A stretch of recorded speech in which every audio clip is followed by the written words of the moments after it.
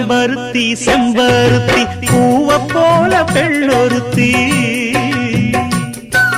காதலன தேடி வந்தாள் கண்ணில் வண்ணமை எழுதி மேலும் கீழும் ஆடுகின்ற நூலிடைதான்